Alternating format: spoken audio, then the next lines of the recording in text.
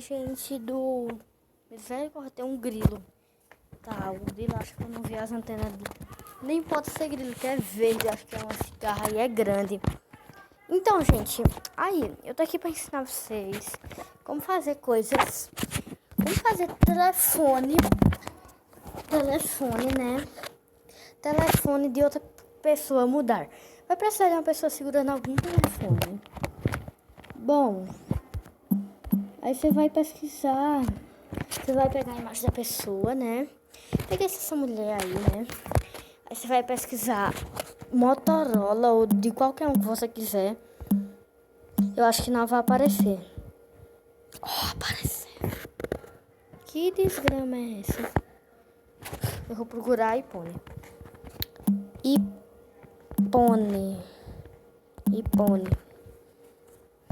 iPhone.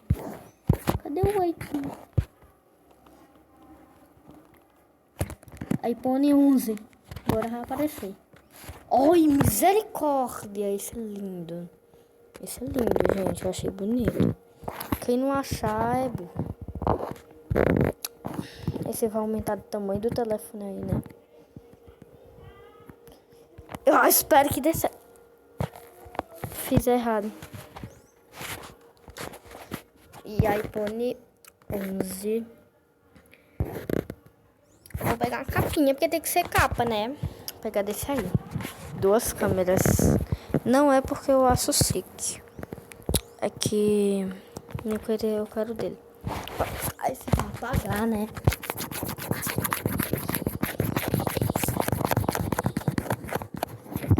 Apaga tudo.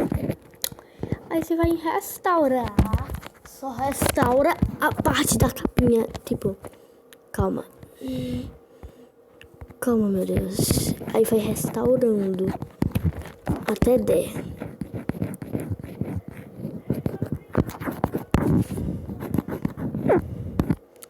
Aí você vai passar aí, né?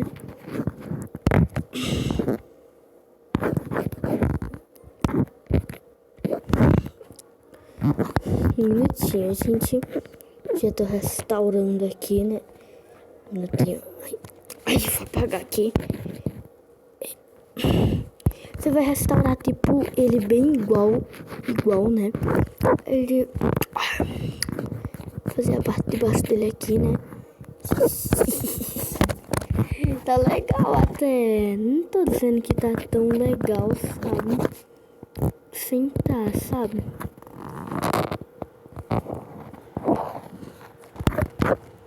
Aí você vai restaurar.